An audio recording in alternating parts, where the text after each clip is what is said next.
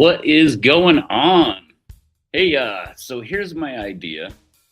I've been thinking about this for a while, and I'm going to rank right now divisional power within the divisions and then stack the divisions worst to best or best to worst. I think I'll start at the best, the top of the list right now. Now, you might be wondering, why is Jamie in a black and white setting? It's because this list is pretty black and white.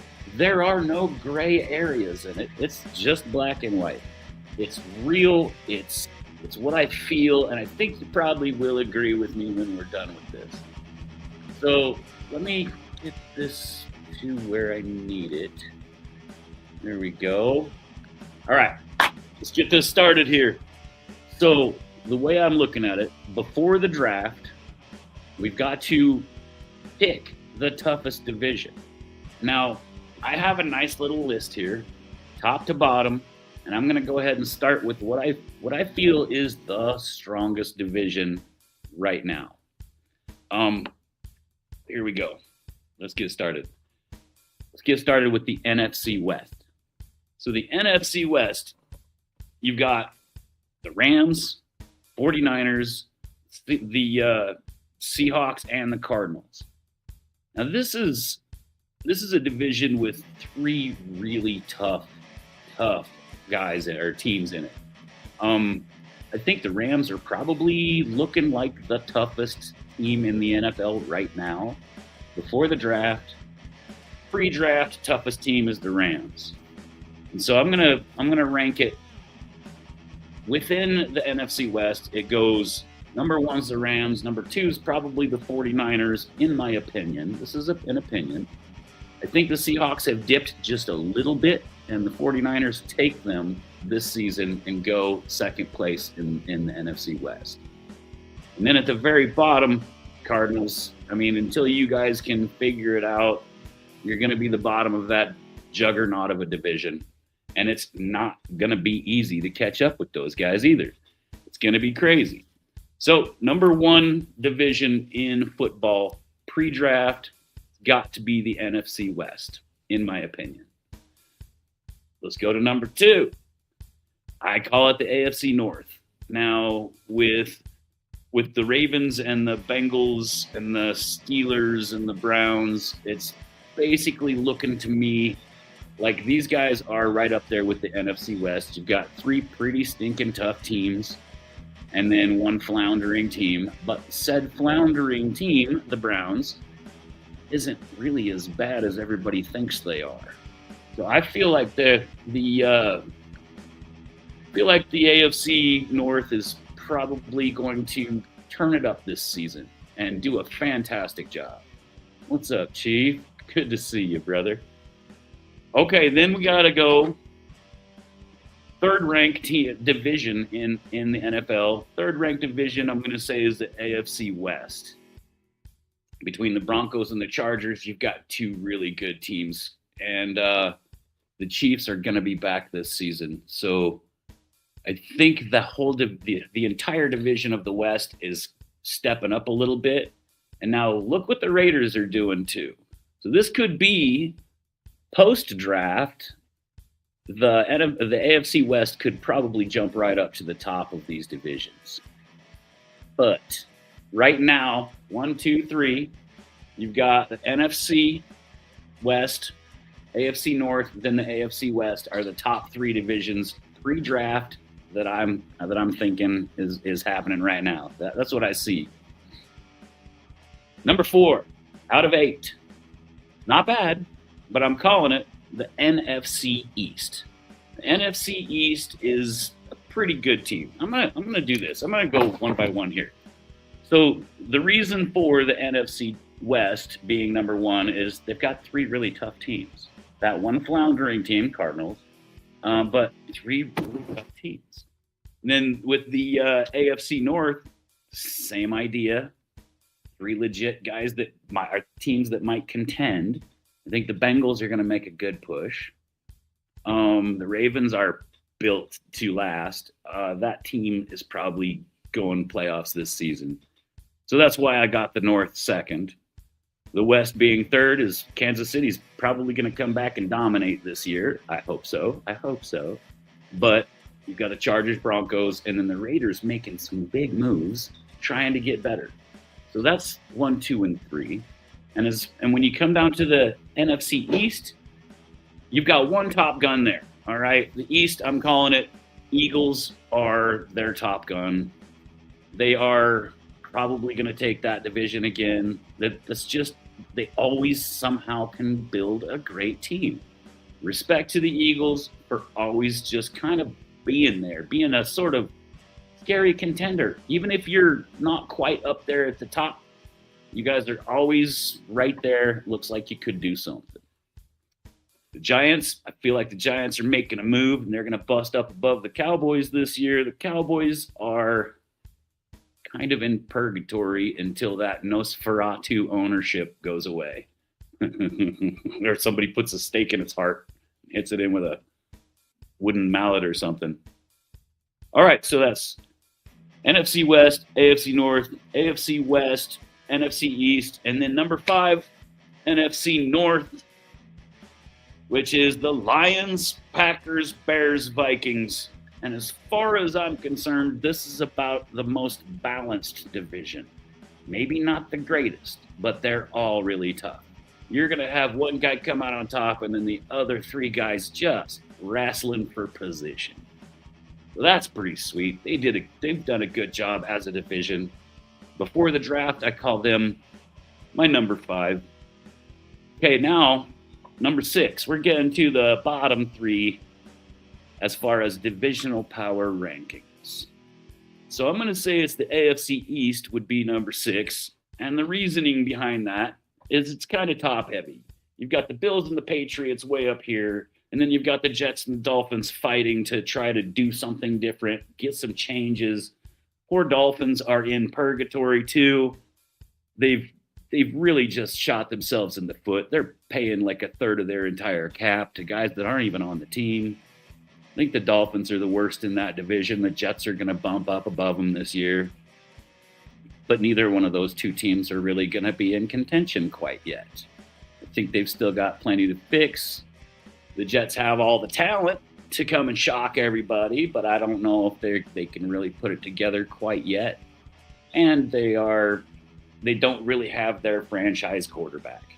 I do like Geno, and Geno's got some talent, but I don't think the Jets have their franchise quarterback yet.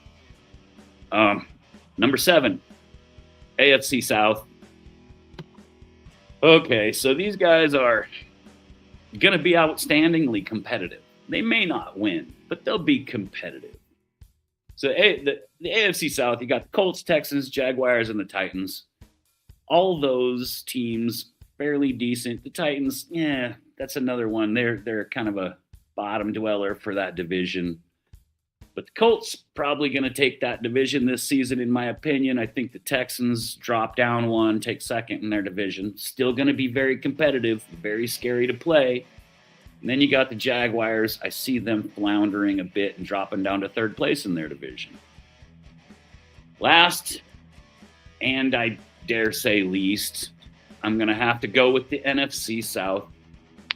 So the NFC South, you guys could take any one of these teams, the Buccaneers, the Panthers, the Saints, and the Falcons. You could take any one of those teams, stick them on any other division in football, and they're going to be one of the bottom 2 in that division.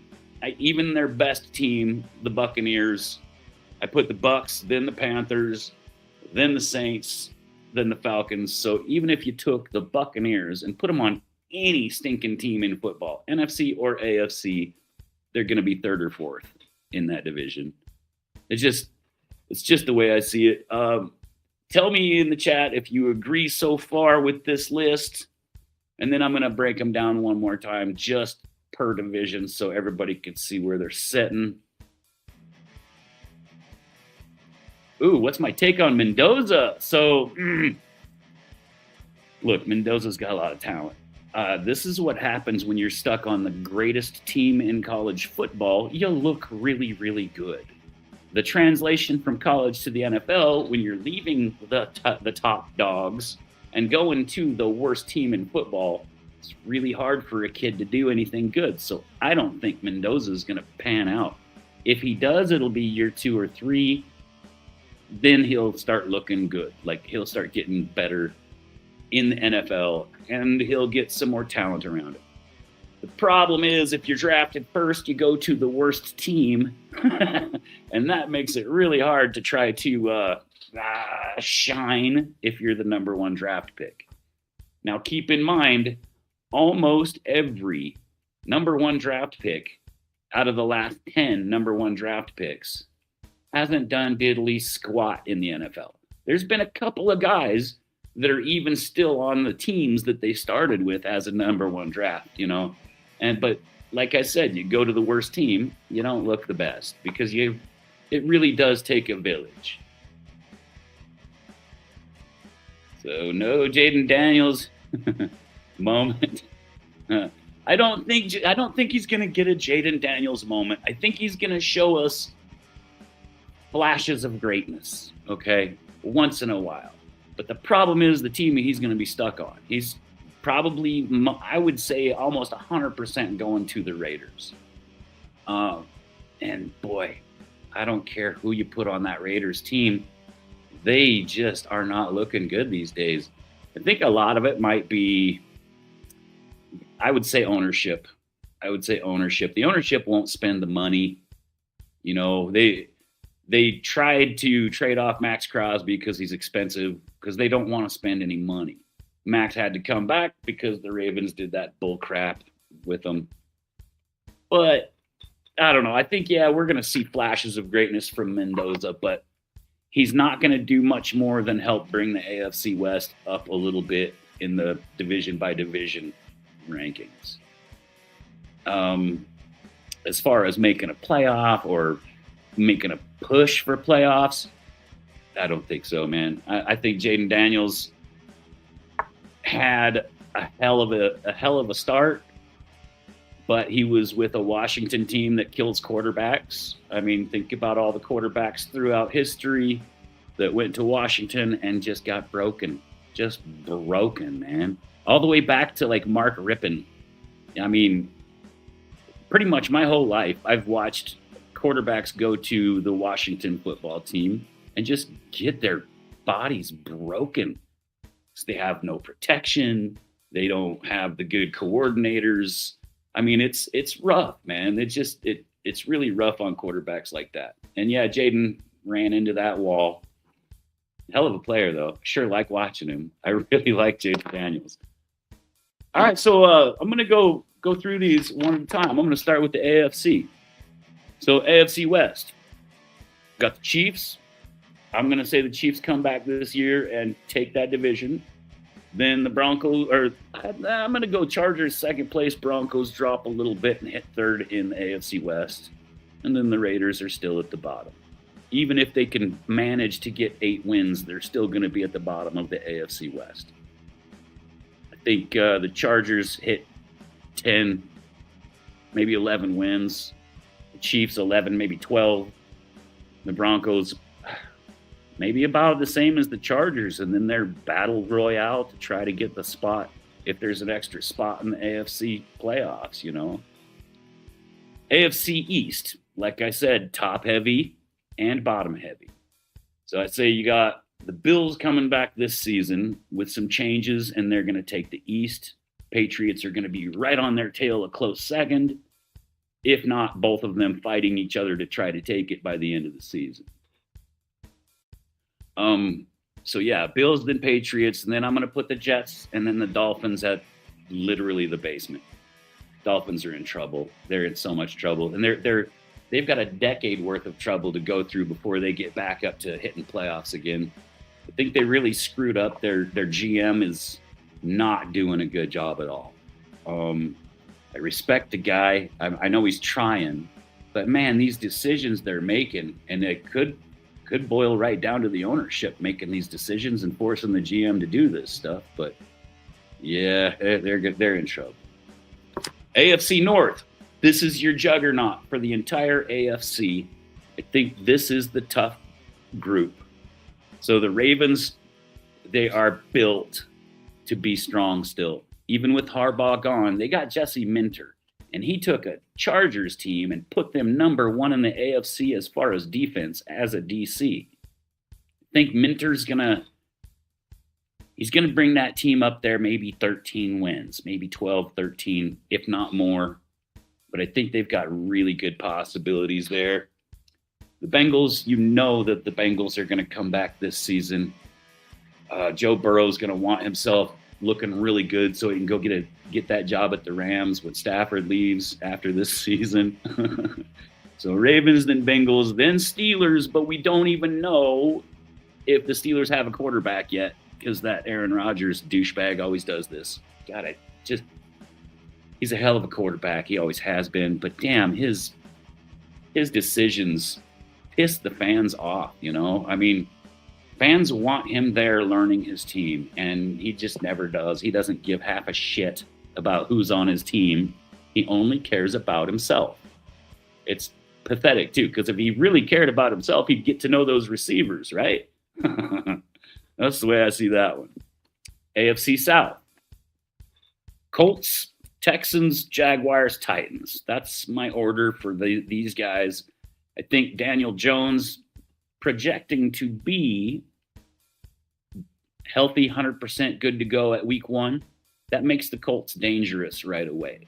Now, if they have fixed the spots that they needed to on that line to give Daniel just a touch more time, a half a second more, I think the Colts are really going to be a contender this season. They're going to probably get to the playoffs and do well. I really believe so. As far as the Texans, too many people saw the Texans do good, and then the vultures swooped in and scabbed out all their, tried to take all their talent, or a bunch of it anyway. And I think as far as the Texans quarterback, C.J. Stroud is not as good as he thinks he is.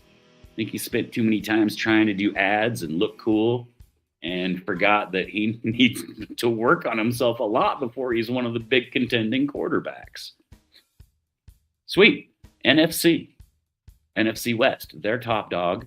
This is the top of all of the divisions in football because of the Rams. And now even the 49ers, I realized that we all thought they were probably going to be slipping a little bit because of all the money they've paid out over the last decade, but they've still got really good talent, you guys. And they did pretty stinking good last season.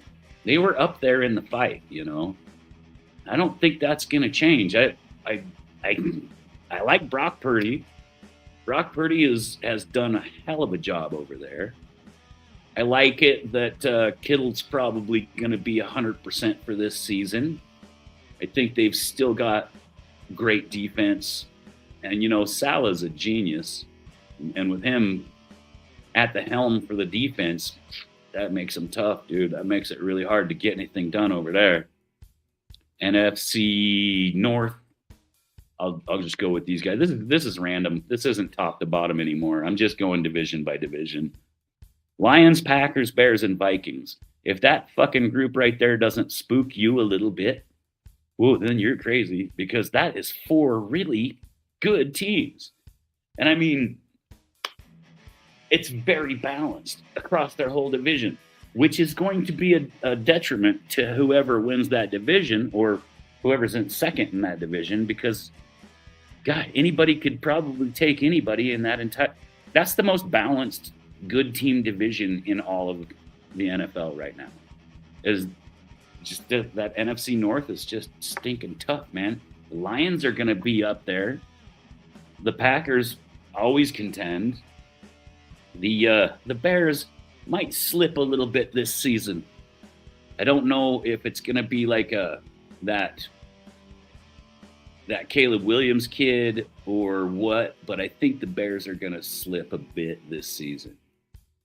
They don't have their run game that they had with Bieniemy. He came back home to KC. So, yeah, I feel like the Bears are going to slip just a little bit. All right. Good old NFC East. Eagles. Always tough. always a contender. Then the Giants. I feel like the Giants bump up because the Harbaugh is going to help. Jackson Dart's going to have more help. They've been beefing up a lot of spots that were kind of trouble spots for him last season. And pre-draft, I see that the Giants are going to be maybe, if not a contender, right up there at the top, fighting for a wild card. I'd like to see it. I support Jackson Dart. He's a really fun kid to watch. I don't know if it's going to work out 100%, but it'll be fun to see. Okay, bottom of the barrel. This is the very last one, and they are the very last division. The NFC South is in trouble. I don't know if Baker Mayfield's going to have a showing this season. We like to think so because, nobody really holds any heartache towards Baker. He's a nice guy, and he's a pretty talented kid. He's got a lot of drive and a lot of win in him, but it's a matter of the guys around you. You got to have the help from all the guys around you. And so with who they've lost, it really doesn't even matter because nobody else in that division's any good. So the Bucs are literally the top of that division.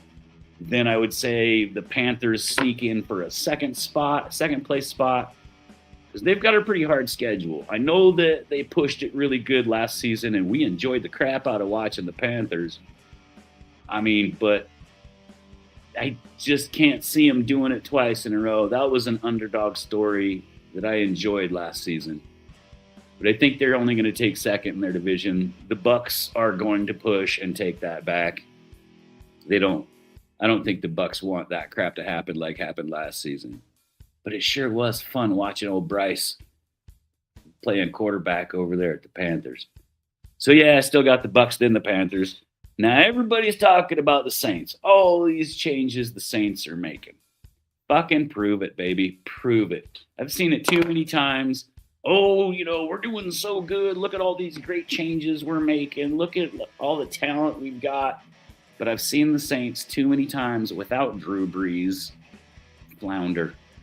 They don't have a Drew Brees. I know a lot of guys think that they might have a good shot because their quarterback wasn't doing too terrible, but they don't have Drew Brees, man.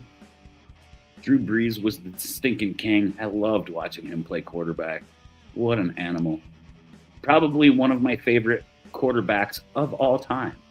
And he was never a Chief, but still, I always really, really liked Drew Brees. The way he carried himself, that's past.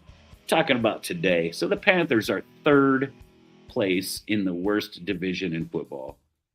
Then the Falcons, fourth place in the worst division in football.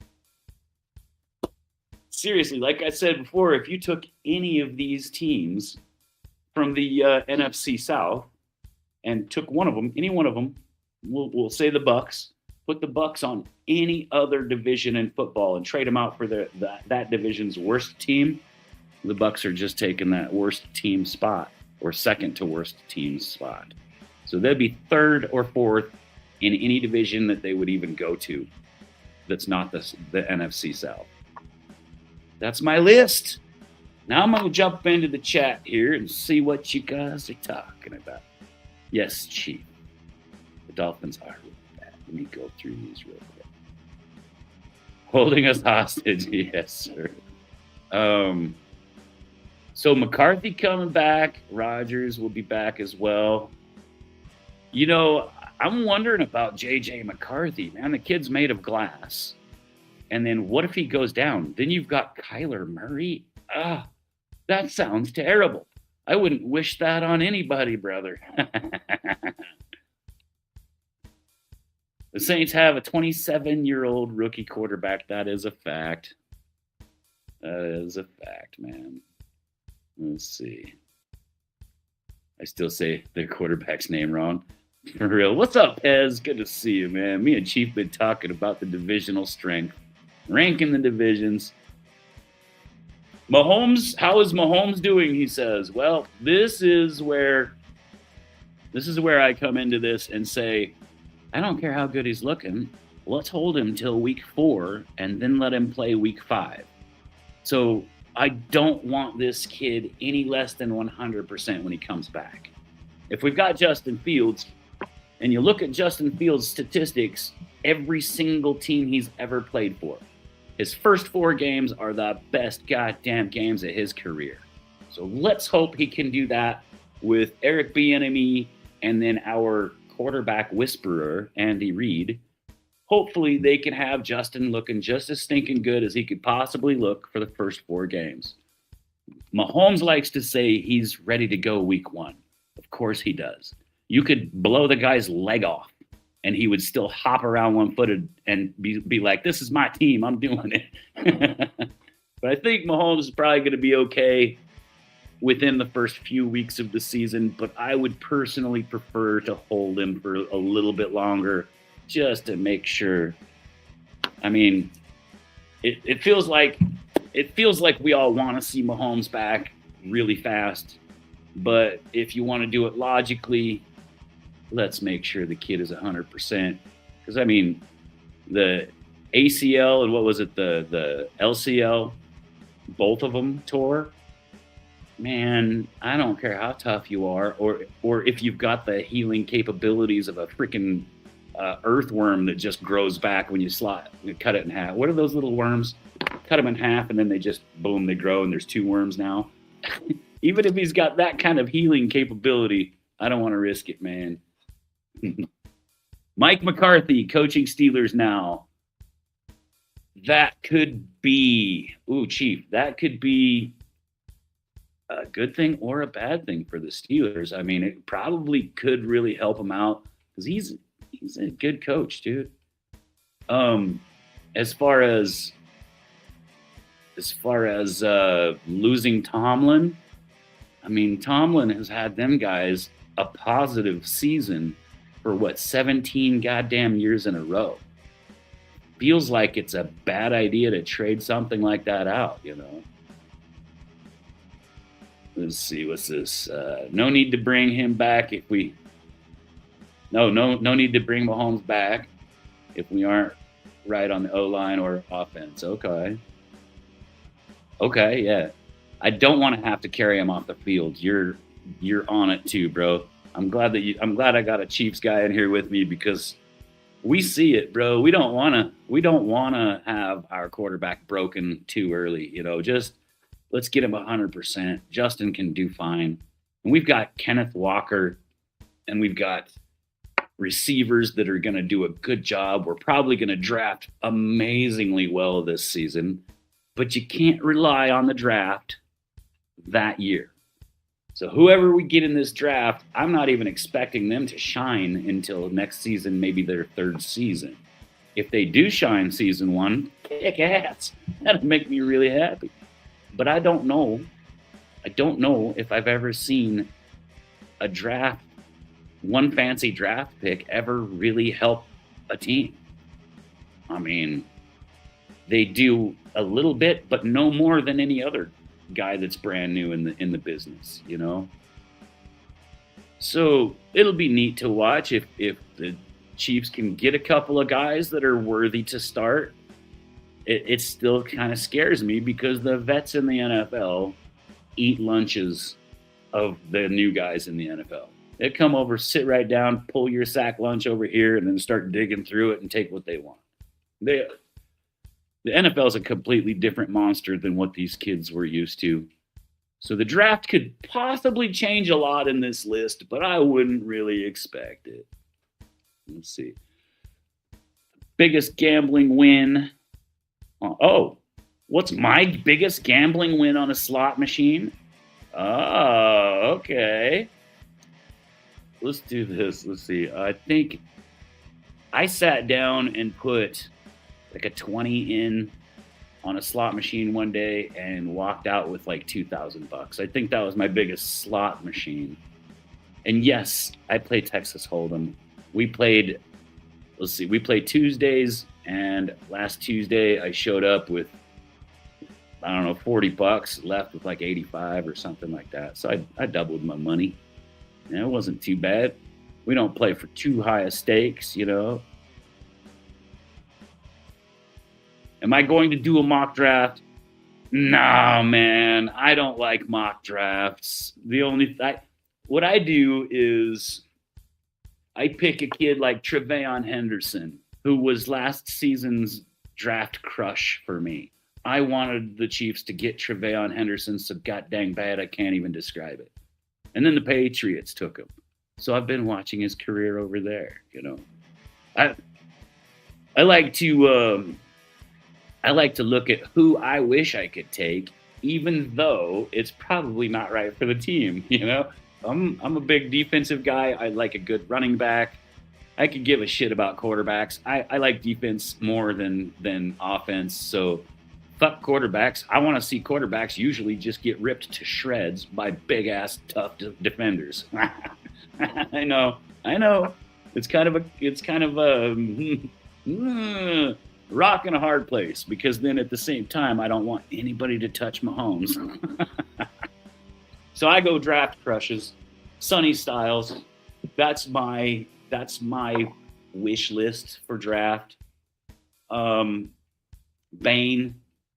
Bane's tough as shit. God, I don't know why people always say, "Oh, look out, their arms are short." Are you freaking kidding me? It's a human body. You know, you ever seen that thing like, this is your height? It's the human body. His arms aren't short, for God's sakes. I don't know why people say that shit. It would be really goofy to see some guy with these little short ass arms like all the talking heads say that he has. He looks normal. You see a picture of the guy standing there, or if you watch him play from his highlights in college, his arms were just fine. Um, let's see. Another draft crush. Tate. I like him. I like that Reese kid too, but we don't have picks to take these guys. So I guess my thing is right now, a lot of teams are trying to trade down because they don't want one of these first 5, 6, 7 picks. And so you'll have maybe 2 or 3 teams that want to trade down. And I'm hoping the Chiefs trade up because we've got 2027 draft capital to do this with. So we could trade a 9th and a 27 pick to get up there to take Sonny Styles, you know? I mean, I think the real reason that I like Sonny Styles so much is I see glimmers of some Derek Thomas style in him, like the ability to move around and play wherever and still be just a scary force on the defense. And, I realize no one's ever going to be as good as Derek Thomas, but I mean, the kid's showing me from his college stuff a lot of flashes of the greatness that we saw in Derek. What's this here? We rewarded Pacheco for 2 Super Bowls, and he wasn't right. Yeah. So I like Isaiah Pacheco. The kid out of New Jersey is a hell of a good kid. I like his personality. I like his style. But without a power back, like a young, strong power back, it doesn't work. We really needed, as the Chiefs franchise, to see Kenneth Walker III come over here. We really needed a good run game to get everything else to crack open. And with a good run game, I mean, that makes it so all the receivers are open and stuff. I don't know if Pacheco has the weight. I mean, it feels like he's a little light in the ass to be a power back, but he's really fast, and it's fun to watch him on sweeps and end arounds. But he didn't get any yards last season, It's had to be pretty tough last season without a guy that can choreograph Andy Reid's ideas. Now we've got Bieniemy back. I think he can choreograph the dance the way that Andy sees it in his head. I realize that Bieniemy pissed off Andy a few times. Okay, let me do this. I saw Andy Reid get a little upset with Eric Bieniemy a couple of times because Bieniemy would be like, "No, we're just gonna run this for a long time today," and Andy'd be like, "Throw the ball, throw the ball, throw the ball," and Eric's like, "It'll come, it'll come." And so once the defenses started stacking them in, and then you got 11 guys in the box instead of 5 right here. You got 11 guys pushing up here to stop one running back. Andy Reid's scheme pops open all the way down the field, everywhere across the sides, those short passes on the sides, the crossing ones up close. Everything pops open when all of your linemen and linebackers are trying to stack that box, and you've even got cornerbacks having to follow the tight ends instead of following the deep routes. It's just going to open up everything. What's up, Kev? Good to see you, buddy. I know, dude. It is a huge, huge comparison putting anybody up there with Derek Thomas. But Sonny Styles seems to have that kind of moxie. I know it's not going to be even close to Derek Thomas, but if we could get half of what Derek did out of a guy, that's big, dude. That's big. God, I love Derek Thomas. Actually, I watched the funeral, or the wake, if you will, for Derek a while back. I was in the chat with a bunch of the other Chiefs fans, and I'm telling you what, it choked me up a few times. I was like, I mean, we love our guys, So, yeah, I mean, fun stuff. But yeah, okay, Pacheco wasn't the guy. I would love to have Walker and Hunt together in that backfield. Like, we got a running back duo in those two that's just phenomenal. I mean, Kareem is literally our last 1,000-yard runner, and it was when he was a rookie, and he's on veteran minimums,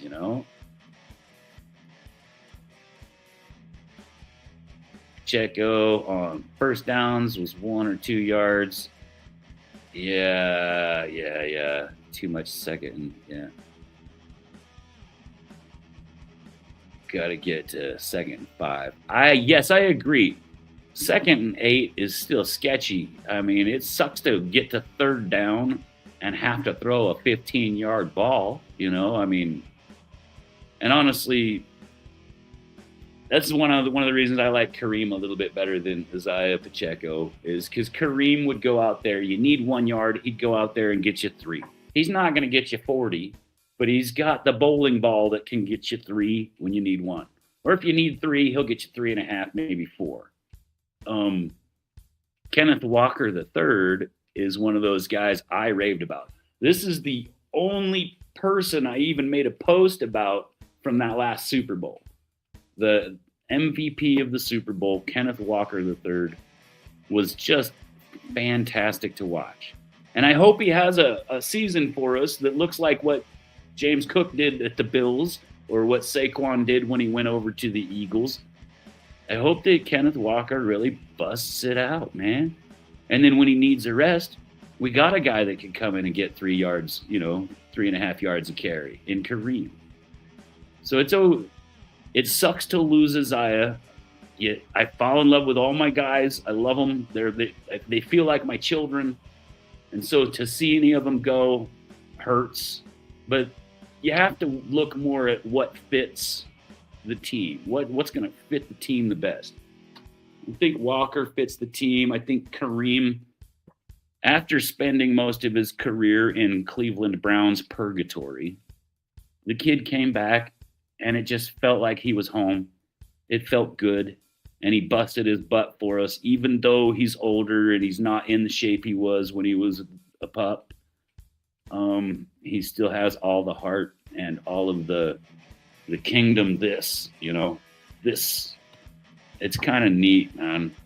I like Kareem. I want him to stay just as long as he can. We've still got Trav.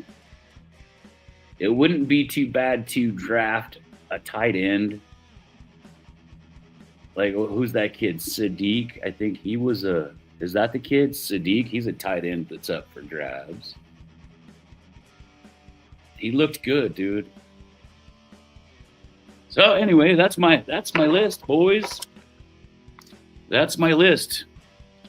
The divisions in football: NFC West, number 1; AFC North, number 2; AFC West, number 3.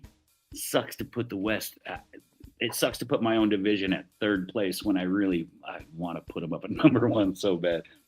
You got the NFC East at number 4, NFC North at number 5, AFC East at number 6, AFC South at number 7, and then NFC South at number 8. What is it with the teams from the South? Why can't they get their stuff together? Is the weather too nice? Is the weather too nice? I don't know.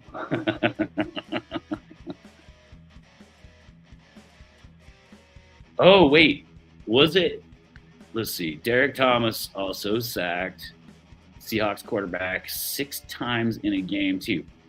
So his rookie year, I think he got was it 7 sacks against was it 6 or 7? I don't remember. But yeah, I think it might have been that what you're talking about here, 6 sacks as a rookie, dude. We need something like that again. Man, I love defense. I could give a shit about your quarterback. I want to see quarterbacks just get mushed. I know. 1996 opening night versus the Raiders. Both were watching that. Oh, you know it. You know it, dude. Okay, I remember that one. We just watched that. Fun stuff. Opening night, 6 sacks against, that Jeff George.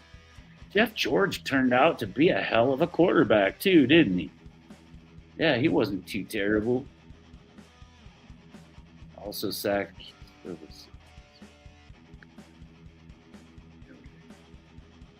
For real, dude. Fun stuff. I think that's what I have for now.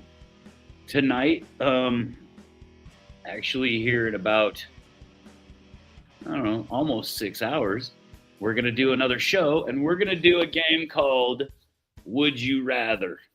NFL Would You Rather. Now, here's just an example.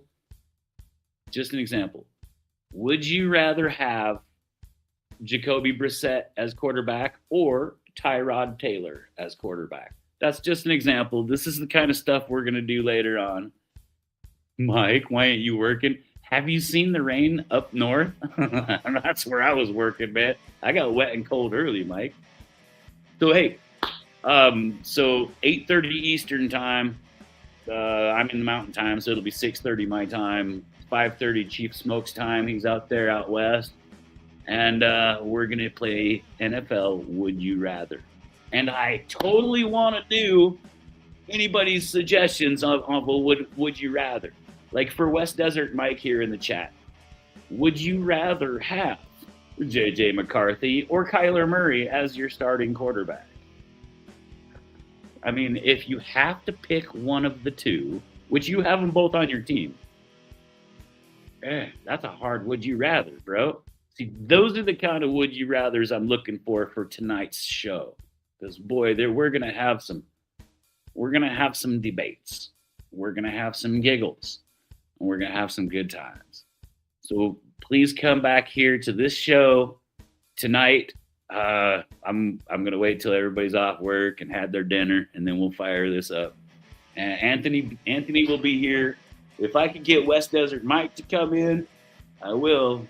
But he's one of those guys that doesn't like to show his face, apparently. One of my brothers that has a great beard, a beautiful beard, but he won't show it in public. Oh, Mike. So, yeah, I hope to see you guys later. And, Mike, I'll text you here in a minute when I get this taken care of. Peace, all. You guys have a great afternoon and enjoy yourselves. And think up a good would you rather for tonight's show. That'll be fun. See you, boys.